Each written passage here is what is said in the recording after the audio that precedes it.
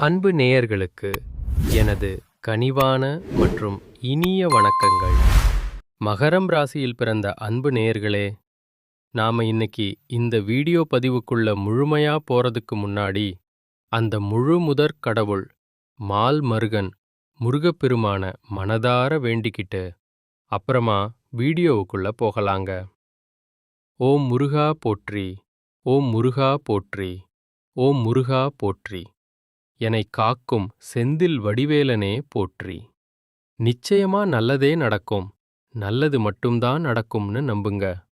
ஏன்னா மகரம் ராசிக்காரங்க அப்படின்னு சொன்னாலே அது ஒரு தனி ரகம்தான்.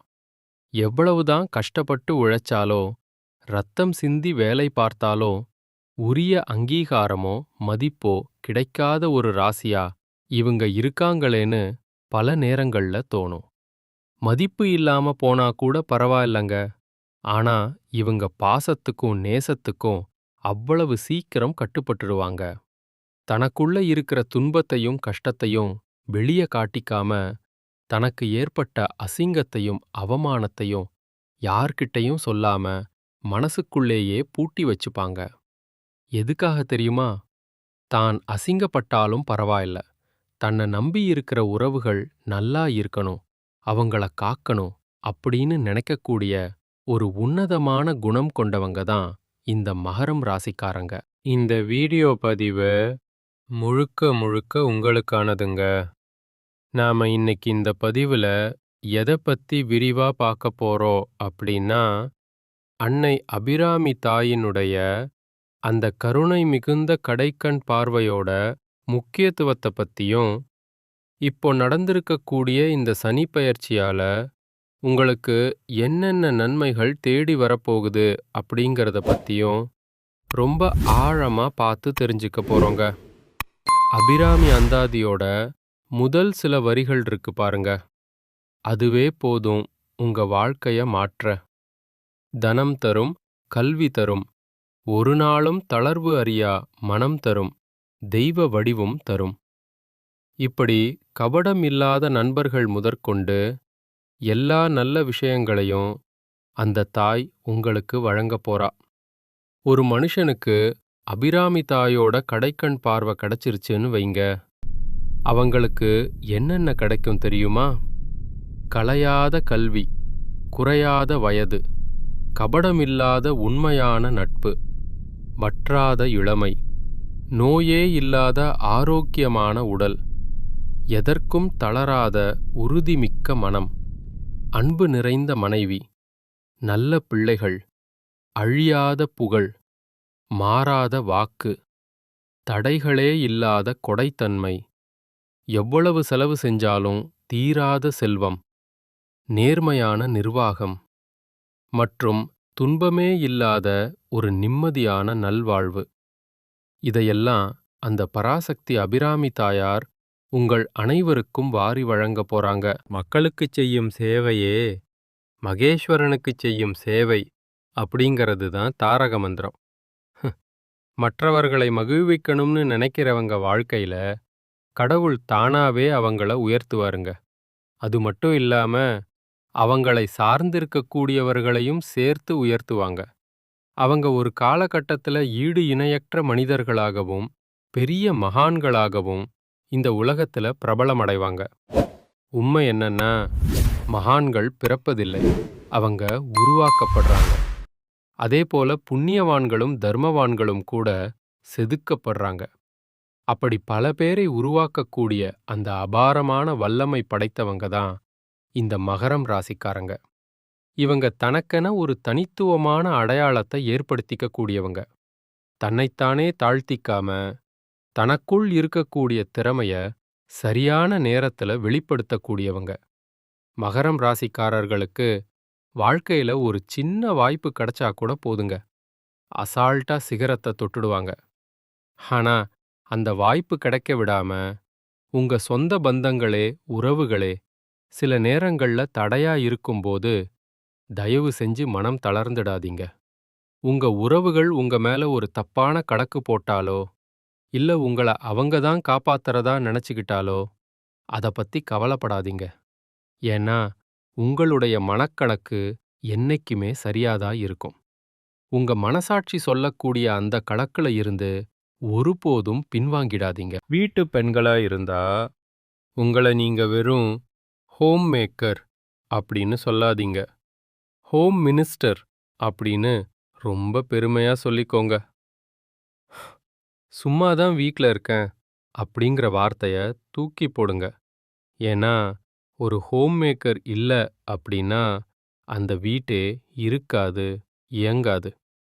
வேலைக்கு போகக்கூடிய பெண்களா இருந்தாலும் சரி, இல்ல வீட்டை நிர்வகிக்கக்கூடிய பெண்களா இருந்தாலும் சரி, மகரம் ராசியில பிறந்த பெண்கள் எதை செஞ்சாலும் அதுல ரொம்ப ஆக்டிவா இருப்பாங்க. சின்ன சின்ன குறைகளை கூட கண்டுபிடிச்சு அதை சரி பண்ணுவாங்க. சமையல்ல கூட அவ்வளவு பெர்ஃபெக்ஷனை எதிர்பார்ப்பாங்க. கடந்த 7.5 வருஷமா சனி பகவான் மகரம் ராசிய ரொம்பவே பாடாப்படுத்திட்டாருங்க. மன வருத்தங்கள், போராட்டங்கள், உறவுகளுக்குள்ள பிரிவினைய உண்டாக்கி ரொம்ப கஷ்டம் கொடுத்திருக்கலாம். ஆனா இப்போ அந்த கஷ்டங்களுக்கெல்லாம் ஒரு முற்றுப்புள்ளி கிடைக்க போகுதுங்க. உங்க வாழ்க்கையில ஒரு வசந்த காலம் ஆரம்பிக்க போகுது. குடும்பத்துல இருக்கிறவங்க என்னதான் குழப்பங்களை உருவாக்கினாலும் நீங்க கடவுள் மேல வச்சிருக்க அந்த அசைக்க முடியாத பக்தியால கலங்காம இருக்கீங்க பாருங்க. அதுதான் உங்களுடைய மிகப்பெரிய பலம். செவ்வாய் பகவான் உச்சம் பெற்ற வீடு அப்படிங்கறதுனால மகரம் ராசிக்கு இயல்பாவே ஒரு அசுர பலம் உண்டுங்க. இப்போ 7.5 சனி முழுமையா விலகிடுச்சு.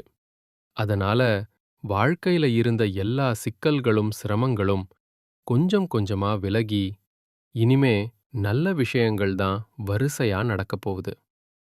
பிரிஞ்சு போன குடும்பம் ஒன்னா சேரப்போகுது.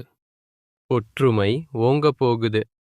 நீங்க எதையெல்லாம் இழந்தீங்களோ அந்த விஷயங்களெல்லாம் வட்டியும் முதலுமா மீண்டும் உங்களுக்கு கிடைக்கப் போகுது.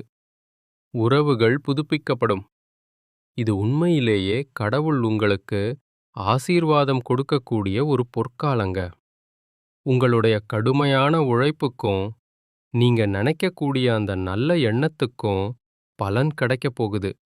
அந்த சிவபெருமான் உங்களுக்கு பரிபூரணமா அருள் புரிய போறார். நீங்க என்ன பண்றீங்கன்னா, தினமும் காலையில குளிச்சு முடிச்சதும் சுத்தமான விபூதிய எடுத்து உங்க மோதிர விரலால நெற்றியில அழகா பட்டை போட்டுக்கோங்க. வர்ற மார்ச் மாசம் 6ஆம் தேதியில இருந்து உங்களுக்கு முக்காலத்தையும் உணரக்கூடிய ஒரு ஞானம் கிடைக்கும். புத்தகம் எழுதக்கூடிய ஆர்வம் இருக்கிறவங்களுக்கு இது ரொம்பவே சிறப்பான நேரம். வாழ்க்கையில ஒரு அந்தஸ்தை உயர்த்தக்கூடிய நேரம் இது. இத்தனை நாள் என்ன கனவு கண்டீங்களோ, என்ன லட்சியம் வச்சிருக்கீங்களோ, அது ஒவ்வொன்னா நடக்கப் போகுது. புதிய வாகனங்கள் வாங்கக்கூடிய யோகம் இருக்கு. வீடு கட்டுறது அல்லது வீடு வாங்குறது சம்பந்தப்பட்ட சுபகாரியங்கள் கைகூடி வரும். பேங்க் பேலன்ஸ் உயரப்போகுது. அரசியல் துறையில இருக்கிறவங்களுக்கு ஒரு நல்ல பொறுப்பு தேடி வரும். அதேபோல சட்ட ரீதியான சிக்கல்கள்ல மாட்டிட்டு இருக்கிறவங்களுக்கு இப்போ ஒரு விடுதலையும் நல்ல தீர்ப்பும் கிடைக்கப் போகுது. மொத்தத்துல மகரம் இனி சிகரத்தை அடைய போகுது. ஈஸ்வரனோட அருள் உங்களுக்கு முழுமையா இருக்குங்க. ஏதோ ஒரு குருவை மட்டும் மனசார பிடிச்சுக்கோங்க. அந்த குருவே உங்க வாழ்க்கைய மாத்தி அமைப்பார். மனசு முழுக்க குடும்பத்தோட சந்தோஷமா இருக்கணும் தான் இப்போ ஆசைப்படுது. வாழ்க்கையில இனிமே எல்லாம் நல்லதாவே நடக்கணும்னு உங்க ஆழ் மனசு முடிவு பண்ணிடுச்சு. நீங்க நல்லது நினைக்கிறீங்க. கண்டிப்பா நல்லது தான் நடக்கும். மார்ச் 6ஆம் தேதிக்கு அப்புறமா சனி பகவானுடைய அந்த உண்மையான முகம் தெரிய வரும்போது யாரும் பயப்பட வேண்டாம். சனி பகவான் உங்களுக்கு தீமைய செய்ய மாட்டார். நன்மைய தான் வாரி வழங்க போறார். இந்த காலம் உங்களுக்கு ரொம்பவே சாதகமா அமையப்போகுதுன்னு முழுமையா நம்புங்க. புதுசா ஏதாவது தொழில் செய்யணும்னு ஐடியா இருந்தா ஒரு பிளான் போடுங்க. நிச்சயமா அந்த பிளான் சக்சஸ் ஆகும். ஆனா ஒரு விஷயம், எந்த ஒரு பெரிய காரியத்தை செய்யறதுக்கு முன்னாடியும் உங்க ஜாதகத்துல சனி பகவான் எப்படி இருக்கார், என்ன திசை நடக்குது, என்ன புத்தி நடக்குது அப்படின்னு ஒரு தடவை ஜோதிட ரீதியா செக் பண்ணிக்கிறது ரொம்ப நல்லதுங்க. காலம் நமக்கு சாதகமா இருக்கான்னு தெரிஞ்சுக்கிட்டு அந்த சரியான வாக்கு கேட்டு காரியத்தை ஆரம்பிங்க. வெற்றி நிச்சயம். சனீஸ்வர பகவானோட அருள நாம முழுமையா பெறணும்னா நாம முதல்ல விநாயகப் பெருமான வணங்கணும். மகா கணபதிக்கு தினமும் காலையில ஒரு 5 முறை தோப்புக்கரணம் போடுங்க. அப்படி தோப்புக்கரணம் போடும்போது உங்க மனசுல, கடவுளே, என் வாழ்க்கையில இருக்கிற எல்லா துயரங்களும் பஞ்சு போல பறந்து போயிடணும், கஷ்டங்கள் எல்லாம் காணாம போகணும் அப்படின்னு மனமுருகி வேண்டிக்கோங்க. உங்களோட அந்த வேண்டுதல் கண்டிப்பா பலிக்கும். உங்க வாழ்க்கை ஒரு அழகான நந்தவனமா மாறப்போகுது. ராசி மண்டலத்துல 10வதா இருக்கக்கூடிய ராசி தான் நம்ம மகரம். இதோட அதிபதி நீதிமான் சனி பகவான். உத்ராடம் 2, 3, 4ஆம் பாதம், திருவோணம், அவிட்டம் 1, 2 பாதங்கள்ல பிறந்தவங்க தான் இந்த மகரம் ராசிக்காரங்க. இவங்களுக்கு நட்பு ராசிகள்னு பார்த்தா ரிஷபம், கன்னி, மகரம், மீனம், விருச்சிகம்.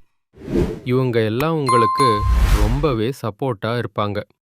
மகரம் ராசியில பிறந்தவங்க ரொம்ப ரொம்ப இரக்க குணம் கொண்டவங்கங்க. இவங்க பேசுற அந்த அழகான பேச்சால எதிரிய கூட நண்பனா மாத்திடுவாங்க. அது இவங்க கிட்ட இருக்கிற ஒரு தனி கெத்து. இவங்கள பொறுத்த வரைக்கும் தனக்கு 1000 கஷ்டம் இருந்தாலும் அதை பத்தி துளி கூட கவலைப்பட மாட்டாங்க. ஆனா தனக்கு நெருங்கிய ஒருத்தருக்கு ஒரு கஷ்டம்னு தெரிஞ்சா போதும் முதல்ல போய் நிக்கிறது இவங்களாதான் இருப்பாங்க. தன்னோட குடும்பத்துக்காக தன்னோட ஒட்டுமொத்த வாழ்க்கையையுமே அர்ப்பணிக்கக்கூடிய தியாக செம்மல்கள் இவங்க. உங்க வாழ்க்கையில இந்த மாதம் ரொம்பவே அருமையா அமையப்போகுது. ஆசைகள், கனவுகள் ஒவ்வொன்னா நிறைவேற ஆரம்பிக்கும். மனசுல இருந்த குழப்பம் நீங்கி ஒரு தெளிவு பிறக்கும். மத்தவங்கெல்லாம் இது உன்னால முடியாது, இதுக்கெல்லாம் உனக்கு தகுதி இல்ல அப்படின்னு எதை ஒதுக்கி வச்சாங்களோ அந்த காரியத்தை நீங்க ரொம்ப அழகா பிளான் பண்ணி முயற்சி செஞ்சு அதுல ஜெயிச்சு காட்டுவீங்க. பழைய கவலைகள் மெதுவா குறையும். குடும்பத்துல சுமூகமான சூழல் உருவாகும். இதுநாள் வரைக்கும் இருந்த சண்டை சச்சரவுகள், ஈகோ பிரச்சனைகள் எல்லாம் விலகி மனசுல ஒரு நிம்மதி கிடைக்கும். ஆரோக்கியம் ரொம்ப சிறப்பா இருக்கும். நீங்க ரொம்ப நாளா எதிர்பார்த்துட்டு இருந்த ஒரு நல்ல செய்தி உங்களை தேடி வரப்போகுது. தடைப்பட்ட காரியங்கள் எல்லாம் இப்போ வேகமா நடக்க ஆரம்பிக்கும். பொருளாதார நிலை மெதுமெதுவா உயரப்போகுது. சேமிக்கணுங்கிற ஆர்வம் உங்களுக்குள்ள வரும். உடம்புல இருந்த அந்த சோர்வு நீங்கி தூக்கம் ரொம்ப சீரா நிம்மதியா இருக்கும். நல்ல மனிதர்களோட நட்பு உங்களுக்கு தானாவே கிடைக்கும்.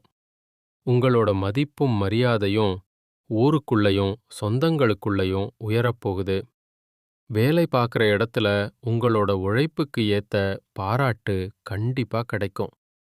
புது புது வாய்ப்புகள் கதவை தட்டும். ஆன்மீகத்துல ஈடுபாடு அதிகமாகும். பயம் போய் தன்னம்பிக்கை வரும். பழைய பிரச்சனைகளுக்கு ஒரு நிரந்தர தீர்வு கிடைக்கும். வீட்ல சுபகாரியங்கள் ஒன்னு மாத்தி ஒன்னு அடுக்கடுக்கா நடக்கும். நீங்க போற பயணங்கள் எல்லாமே லாபகரமா அமையும். வீண் செலவுகள் குறையும். நல்ல முடிவுகளை எடுப்பீங்க. உறவுகளுக்குள்ள ஒரு நல்ல புரிதல் ஏற்படும். உங்க பொறுமைக்கு ஏத்த பலன் இந்த காலகட்டத்துல நிச்சயமா கிடைத்தே தீரும். எதிர்காலத்து மேல ஒரு பெரிய நம்பிக்கை பிறக்கும்.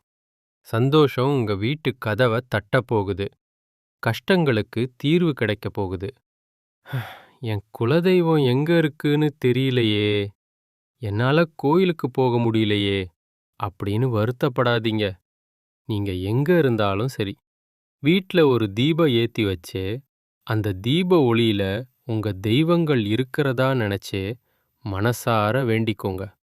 குலதெய்வம் தெரியாதவங்க கூட ஏதாவது ஒரு நல்ல நாள்ல குலதெய்வத்தை நினைச்சு பிரார்த்தனை பண்ணுங்க. குலதெய்வ வழிபாடு உங்க குலத்தையே காக்கும். உங்க வம்சத்தையே தலைக்க வைக்கும். தினமும் காலையில எந்திரிச்ச உடனே அந்த சூரிய பகவான ஒரு தடவை நமஸ்காரம் பண்ணுங்க. அந்த சூரியனோட அனுக்கிரகம் இருந்தாலே போதும். மத்த கிரகங்கள் சாதகமா இல்லனா கூட அந்த சூரிய வெளிச்சம் உங்க வாழ்க்கையையே பிரகாசமா மாத்திடும். உங்க கண்ணீரெல்லாம் பனி போல உருகி போயிடும். இந்த உலகத்துல யாருங்க நிஜமான கோடீஸ்வரர்? கோடி கோடியா பணம் வச்சிருக்கிறவங்களா? இல்ல புடிச்ச சாப்பாட்ட சாப்பிடுறவங்களா? இல்லவே இல்லங்க.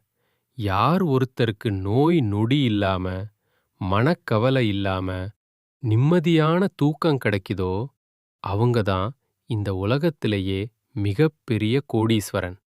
அப்படிப்பட்ட ஒரு யோகம் உங்களுக்கு இந்த மாதம் அமைஞ்சிருக்கு. இனி வரக்கூடிய காலத்துல கவலை, கண்ணீர் இதுக்கெல்லாம் உங்க வாழ்க்கையில இடமே கிடையாது. சந்தோஷமான, ஆரோக்கியமான ஒரு சிறப்பான வாழ்க்கைய நீங்க வாழப் போறீங்க.